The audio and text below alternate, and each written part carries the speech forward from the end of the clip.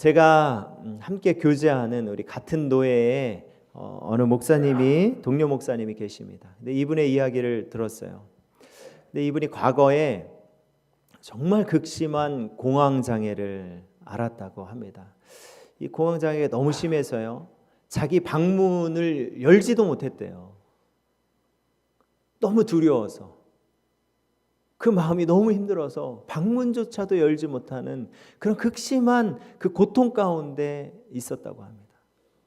그런 아픔 가운데 있는, 그렇게 힘겨워하고 있는 자신을 바라보는 자신의 어머니, 그 어머니가 한결같은 마음으로 늘 그렇게 자신을 바라봐줬대요.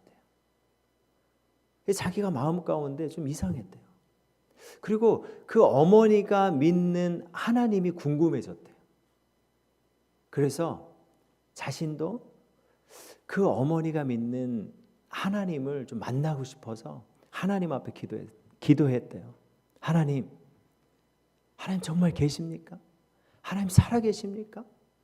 그럼 저도 좀 만나주세요. 저를 좀 만나주세요. 저를 살려주세요. 이렇게 기도했대요. 이렇게 기도하면서 그때부터 방에서 홀로 성경을 읽기 시작했습니다.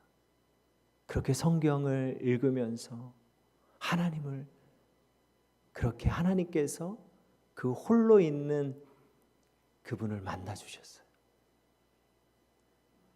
놀랍게 그 하나님을 만나면서 마음이 안정되기 시작했고, 방문을 열고 바깥을 나가기 시작했고, 그렇게 운동을 하기 시작했고, 땀을 흘리기 시작했고, 그렇게 조금씩 그분에게 변화가 일어나기 시작했습니다. 그렇게 완전히 그 공황장애에서 해방되어서 이제 새로운 삶을 시작하게 되었어요. 그리고 하나님께서 목회자로서 그 부르심을 받고 이제 목회자가 된 거예요. 이제 지금 교회를 개척해서 정말 자신처럼 상처 입은 자들을 위해서 그렇게 헌신하며 섬기며 그렇게 사역하는 그런 목사님의 이야기를 들었습니다. 근데 그분이 이런 그 이야기 중에서요, 상처로 무너진 사람들에게 가장 필요한 것은요, 바로 포기하지 않는 그 가족의 사랑이라는 거예요. 그 사랑을 이 당사자는 느낀다라는 거예요. 그래서 이 당사자에게, 그 당사자가 그걸 느끼기 때문에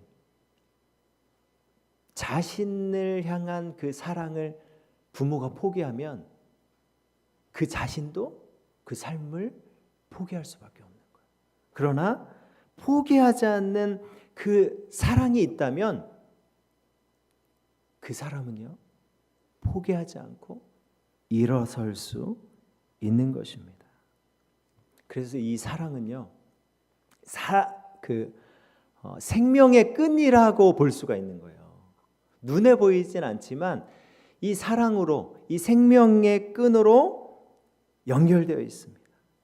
그래서 이 생명의 끈으로 붙잡고 있기 때문에 이 붙잡혀 있는 이 사람은 포기할 수가 없는 거예요. 이 생명이 끈이 끊어졌다라고 느낄 때 우리는 진짜 상실을 경험하게 되고요, 삶의 이유를 찾지 못하고 절망하게 되는 것입니다. 그래서 이 사랑, 이 생명의 끈이 너무나도 중요한 것입니다. 그런데 여러분, 우리의 현실이요, 계속적으로 그 어려움이 연속해서 와요. 그럴 때 사람은 어떻습니까? 정말 이 나를 사랑하고 있는가? 하나님 나를 정말 사랑하고 계십니까? 그 사랑에 대해서, 그 생명의 끈에 대해서 의심하게 됩니다. 오늘 이 이사야 말씀, 오늘 이 이사야 49장 말씀은요, 이스라엘 백성들이 이 바벨론의 침략으로 인해서 나라를 잃어버렸어요. 나라를 잃어버리고 바벨론에서 포로 생활을 하고 있는 거예요. 근데 그 시간이 점점 길어지는 것입니다. 그러니까 이들의 마음 가운데서는 어떤 마음이 듭니까? 하나님, 이렇게 깊은 절망과 상실감 속에서 살아가고 있는 우리들에게 우리를 포기하십니까? 왜 응답이 없으십니까? 지금 이스라엘 백성들이요, 마음 가운데 절망감들이 찾아왔습니다. 이때 그들의 탄식이 흘러나온 거예요. 바로 그 내용이 바로 오늘 이 본문 14절 말씀입니다. 오직 시온이 이르기를 여호와께서 나를 버리시며 주께서 나를 잊으셨다 하였거니와. 여기서 나오는 이 시온은요, 단순히 예루살렘 그 땅을 말하는 것이 아니에요. 예루살렘을 중심으로 한 이 언약 백성들, 바로 이스라엘 백성, 그 공동체를 말하는 것입니다. 그 공동체가 지금 여호와께 우리를 버리며 주께서 나를 잊으셨다라고 탄식하고 있는 거예요. 주님, 나를 버리셨습니까? 주께서 나를 잊으셨습니까? 얼마나 그 주님의 그 사랑의 끈, 생명의 끈이 너무나도 긴 시간 동안 느끼지 못했다라는 것이죠. 여러분, 이 본문 19절 말씀에서 나를 잊으셨다, 나를 버리셨다. 여러분, 이 말은요, 단순히 하나님이 잠시 멀게 느껴진다 정도가 아니라 하나님이 나를 내버려 두셨다. 나는 더 이상 돌보심의 대상이 아닌 것 같다. 여러분, 이 정도 수준의 고백입니다. 나라를 잃어버리고 지금 타국에서 지금 포로로 살아가는 그 심정이 어떨까요? 여러분, 이 심정을 이해하시겠습니까? 우리나라도 과거에 일제감정기를 겪으면서 35년간 식민 통치를 받았습니다. 그때 어떤 일이 있었냐면요, 1936년에 이 베들린 올림픽에서 손기정 선수가 그 마라톤에서 금메달을 땄죠. 그 당시에 세계 신기록으로 금메달을 땄어요. 그리고 시상대에서 금메달을 받았습니다. 근데 그 유명한 사진이 있죠. 근데 그가 일장기를 달고 있고, 그리고 고개를 이렇게 푹 숙이고 있는 사진을 여러분 기억하실 것입니다. 여러분, 생각만 해도 얼마나 화가 나니까. 이 대한민국 국민으로서 자랑스럽게 전 세계에 나아가서 그 올림픽이라는 그 무대에 나가서 마라톤 1등을 했는데 우리나라 태극기가 아니라 일장기를 달고 그렇게 서 있는 모습. 나라를 잃었다는 것은요, 우리가 생각하는 것 이상으로 여러분 비참한 것입니다. 나라를 잃고 포로로 살아가는 이스라엘 백성들이 원하는 것이 무엇이었겠습니까? 하루빨리 하나님께서 자신들을 구원해 주셔서 나라를 회복하고 다시 자신의 고향으로 돌아가는 것. 이것이 바로 그들이 너무나도 하나님께 원하는 소망이에요. 그런데 그들의 현실은 무엇을 봐도 어떠한 변화도 보이지 않는 거예요. 그러니까 그들이 하나님을 의심하고 있는 거예요. 의심하게 되는 거예요. 하나님 정말 계십니까? 하나님 왜 아무런 대답이 없으십니까? 여러분, 우리도 이렇게 느낄 때가 있지 않습니까? 사방을 둘러봐도 피할 곳이 없어요. 벽과 같이 느껴지는 그 현실을 마주하게 될 때 우리도 그런 마음이 들잖아요. 도대체 하나님 어디 계세요? 나를 버리셨습니까?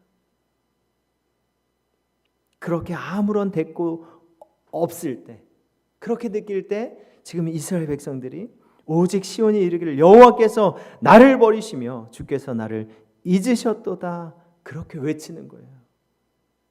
그렇게 내뱉었습니다. 마치 부모를 잃어버린 아이처럼 지금 된 거예요.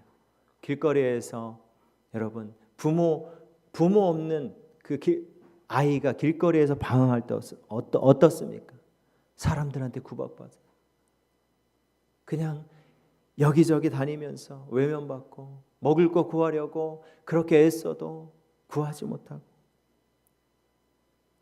기댈 수 있는 그런 상황 가운데 기댈 수 있는 어머니가 있다면 어떨까요? 그런 상황 가운데서 나의 이 속상함을 받아줄 아버지가 있다면 여러분 어떨까요? 그런데 아무 곳에도 기댈 것 없는 그런 비참한 상황 가운데 있는 것이 바로 오늘 이 본문에 나온 이스라엘 백성들입니다. 이렇게 버림받은 아이가 된 것처럼 이스라엘 백성들도 자신들이 하나님께 버려졌다라고 지금 느끼고 있는 거예요. 그런데 중요한 것은 무엇입니까? 이스라엘 백성들은 자신들이 버려졌다라고 느끼고 있지만 정작 하나님은 그들을 버리신 적이 없다라고 말씀하십니다. 포로로 살아가는 백성의 눈에는 하나님이 자신을 잊었다라고 생각할지 모르지만 하나님은 정작 그들을 버리지 않았다라고 말씀하십니다. 오늘 본문 15절 말씀 볼까요? 여인이 어찌 그 젖 먹는 자식을 잊겠으며 자기 태에서 난 아들을 긍휼히 여기지 않겠느냐. 그들은 혹시 잊을지라도 나는 너를 잊지 아니할 것이라. 하나님은 우리가 알 수 있는, 여러분, 이 부모님의 사랑을 비유로 말씀하십니다. 이 젖먹이는 어머니와 이 아기는요, 이 아기의 관계는 인간의 그 사랑 가운데서 가장 본능적이고 가장 밀착된 사랑이에요. 하나님 말씀하시는 거예요. 그 사랑으로 그렇게 내가 그 젖먹이는 엄마가 그 아이를 향한 그 사랑으로 내가 너를 사랑하고 있다. 너희를 사랑하고 있다. 그만큼 깊은 사랑으로 너희를 붙잡고 있다라고 하나님 말씀하시는 거예요. 이 땅에서 하나님의 그 사랑의 깊이를 가장 가까이에서 볼 수 있는 것이 바로 부모님의 사랑입니다. 이 땅에서요, 우리는 이 부모님의 사랑을 통해서 하나님의 사랑을 알 수가 있어요. 나는 아니지만 그 사랑을 볼 수가 있습니다. 어버이 노래 여러분 아시죠? 어버이 노래. 이 가사를 보니까요, 정말 그 부모님의 사랑이 잘 녹아져 있습니다. 제가 이 가사를 좀 읽어드릴게요. 나실제 괴로움 다 잊으시고 기를제 밤낮으로 애쓰는 마음, 진자리 마른 자리 갈아 넣으시며 손발이 다 닳도록 고생하시네. 어려선 안고 업고 얼러주시고 자라선 문 기대어 기다리는 마음, 알을 싸 그를 뗄 사 자식 생각에 고우시던 이마 위에 주름이 가득 하늘 아래 그 무엇이 높다 하리요 땅 위에 그 무엇이 높다 하리요 어버이의 희생은 가히 없어라 어버이의 정성은 지극하여라. 제가요 어제 막 이 가사를 보는데 저 막 진짜 눈물이 나더라고요. 눈물이. 자신은 못 먹어도 여러분 자식을 위해서는 어떻습니까? 자식을 위해서는요 그렇게 몸이 힘들고 피곤해도 새벽에 나가서 하루 종일 일하시고 자신의 몸은 부서지는데 부서지기까지 자식을 사랑하는 그 아버지의 마음, 그 어머니의 마음이 있어요. 여기 앉아 계신 분들 우리 한 분 한 분 그냥 이 자리에 내가 이렇게 앉아 있습니까? 내가 처음부터 태어나서 밥 차려 먹고 샤워하고 빨래하고 그렇게 했습니까? 태어나서요. 응애응애 울 때부터 젖 먹이고 기저귀 갈고 재워주고 똥 싸면 똥 닦아주고, 그렇게 여러분 그 사랑으로 우리가 이 자리에 있는 거잖아요. 그 은혜로 우리가 이 자리에 있는 것입니다. 여러분, 이 부모의 사랑도 있도록 크다면 하물며 우리를 지으시고 택하시고 끝까지 붙드시는 하나님의 사랑은 여러분 얼마나 더 크겠습니까?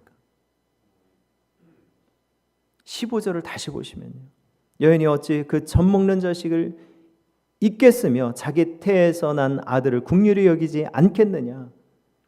그들은 혹시 잊을지라도, 여러분 이 말이 무엇입니까? 그들은 혹시 잊을지라도 자식을 향한 어머니의 사랑, 아버지의 사랑은 여러분 정말 깊고 강합니다. 그러나 인간적 한계가 있어요. 우리는 그 한계에 다 부딪힙니다. 그러나 이 하나님의 사랑은 결코 끊어지지 않고 결코 실패하지 않는 사랑이라는 뜻입니다. 이 이스라엘 백성은요, 자신들이 버림받았다고 느꼈지만 하나님은 한 번도 그들을 버리시거나 잊으신 적이 없다라고 말씀하시는 거예요. 하나님께서 여러분 우리에게 말씀하십니다. 내가 너희를 단 한 번도 놓지 않았다. 내가 너희를 그 어머니의 사랑으로, 그 아비의 사랑으로 그렇게 깊고 깊게 너희를 사랑했다라고 주님 말씀하십니다. 신명기 31장 6절 말씀 보니까요, 너희는 강하고 담대하라. 두려워하지 말라. 그들 앞에서 떨지 말라. 이는 네 하나님 여호와가 그가 너와 함께 가시며 결코 너를 떠나지 아니하시며 버리지 아니할 것임이라. 아멘. 하나님이 우리를 버리지 아니하십니다. 여러분 이것이 우리에게 주시는 하나님의 말씀이에요. 사람들은 버립니다. 사람들은 포기합니다. 그러나 하나님은 우리를 포기하지 아니하시고 우리를 버리지 아니하십니다. 히브리서 13장 5절 말씀 볼까요? 내가 결코 너희를 버리지 아니하고 너희를 떠나지 아니하리라. 아멘. 택하신 자녀를 하나님은요 버리지 아니하시고 떠나지 아니하시고 하나님 함께 하십니다. 결코 여러분 우리는 혼자가 아닙니다. 사람들이 다 떠나갈지라도 신실하신 하나님은 우리와 함께 하시는 줄 믿습니다. 하나님이 어떻게 말씀하시냐면요, 오늘 보면 16절 말씀 보시면요, 내가 너를 내 손바닥에 새겼고, 지금 이 말씀은요 15절에 나는 너를 잊지 아니할 것이다, 이 선언을 구체적으로 설명한 말씀이에요. 여러분 새긴다는 것은 무엇입니까? 새긴다는 것은요 기억한다는 걸 넘어서 결코 지워질 수 없는 그런 존재라는 거예요. 결코 잊지 않으시고 늘 붙들고 계신다는 의미입니다. 바로 여러분 우리가 하나님의 자녀들인 우리가 하나님께서 우리를 새기셨다라는 거예요. 하나님께서 여러분들 한 사람 한 사람을 직접 그 마음에 새기셨다라는 것입니다. 우리는 어떻습니까? 중요한 것도 우린 쉽게 잊어버리잖아요. 그러나 하나님은 잠시 생각날 때만 기억하는 것이 아니라 언제나 어디서나 우리를 불꽃 같은 눈동자로 지키시며 바라보시고 우리와 함께 하신다는 것입니다. 본문 16절 말씀 다시 보면 내가 너희를 내 손바닥에 새겼고 너희의 성벽이 항상 내 앞에 있나니, 너희의 성벽이 항상 내 앞에 있나니, 이 말은요 당시 그 이스라엘 백성은요 황폐함과 버려짐 속에 있었어요. 하나님이 우리를 잊으셨다라고 느꼈습니다. 그런데 하나님은요 그들의 현실과 아픔과 그 무너짐의 그 자리까지도 다 보고 계신다라고 말씀하시는 거예요. 그 무너진 성벽도 다 알고 있다라는 거예요. 이 말씀은 단순히 내가 너를 그냥 안다 정도가 아니라 너의 처지를 알고 있다. 너의 무너진 부분도 내가 보고 있다. 너의 회복이 필요한 자리도 내가 알고 있다. 내가 그것을 외면하지 않는다라는 그런 의미가 있는 거예요. 하나님 우리를 추상적으로 사랑하시는 분이 아닙니다. 우리의 이름만 아시는 것이 아니라 우리의 무너진 부분을 하나님 아세요. 우리의 상처난 부분을 아세요. 회복이 필요한 부분도 하나님 아십니다. 그래서 하나님은 우리를 막연하게 위로하는 것이 아니라 우리의 형편을 아시는 그 사랑으로 우리를 위로하시고 우리를 세워가십니다. 여러분, 우리가 기도할 때 그 기도가 응답되지 않을 때, 응답이 없다고 느낄 때, 내 상황이 달라지지 않는다라고 느낄 때, 나의 몸과 마음은 지치고 그렇게 힘겨움 가운데서 아무 변화가 없다라고 느낄 때, 우리는 마음 가운데 하나님은 나를 잊으신 건 아닌가라는 생각이 들 수 있습니다. 그러나 여러분, 우리 하나님의 자녀들, 하나님의 백성들, 성도는요, 우리의 느낌으로 사는 사람들이 아니라 무엇을 잡고 사는 사람들입니까? 바로 말씀을 붙잡고 사는 사람들이에요. 우린 느낌으로 사는 사람들이 아닙니다. 내 마음은 버림받았다라고 그렇게 말할 수 있을지언정 하나님의 말씀은 우리에게 뭐라고 말씀하고 있습니까? 나는 너를 잊지 아니할 것이라. 나는 너를 잊지 아니할 것이라. 이렇게 선언하고 있습니다. 우리 사랑하는 성도 여러분, 하나님의 사랑의 끈이 우리를 여전히 놓지 않고 붙잡고 있어요. 이 사실을 기억하시길 바랍니다. 이 생명의 끈으로 우리를 붙잡고 있기 때문에 여러분, 포기하시면 됩니까? 내가 하나님을 놓아버리면 됩니까? 아니에요. 우리가 하나님을 놓아버리면 안 돼요. 그 하나님이 우리에게 말씀하십니다. 나는 너를 잊지 아니할 것이다. 나는 너를 잊지 아니할 것이다. 이것이 우리를 향한 하나님의 진심입니다. 이 하나님의 사랑의 끈으로 포기하지 아니하시고 우리를 붙잡고 계십니다.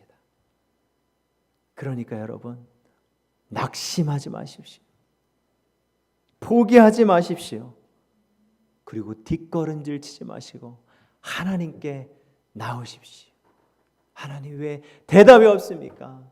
왜 응답이 없습니까? 그렇게 한탄하지 마시고 탄식하지 마시고 주님 말씀하십니다. 나는 너를 잊지 아니할 것이다. 그 갓 낳은 아기, 그 아기 엄마가 아기를 향한 그 사랑으로 그렇게 그 아기를 붙잡듯이 내가 그 사랑으로 너희를 붙잡고 있다라고 말씀하십니다. 여러분, 우리는 이 나의 감정으로 살아가는 사람들이 아닙니다. 이 나에게 오늘 주신 이 말씀, 나는 너를 잊지 아니할 것이다. 이 말씀 의지하면서 그 사랑의 끈을 붙잡고 우리 그 사랑으로 지금의 현실 가운데 앞이 보일지 아니할지라도 또한 답답할지라도 힘겨울지라도 우리 그 주님 붙잡고 나아가는 우리 동산의 가족들 되시길 주님의 이름으로 축복합니다. 우리 그 주님을 붙잡읍시다. 그 주님께 나아갑시다. 주님 말씀하십니다. 나는 너를 잊지 아니할 것이다. 우리 이 주님의 말씀 붙잡고 담대하게 나아가는 우리 동산의 가족들 되시길 주님의 이름으로 축복합니다.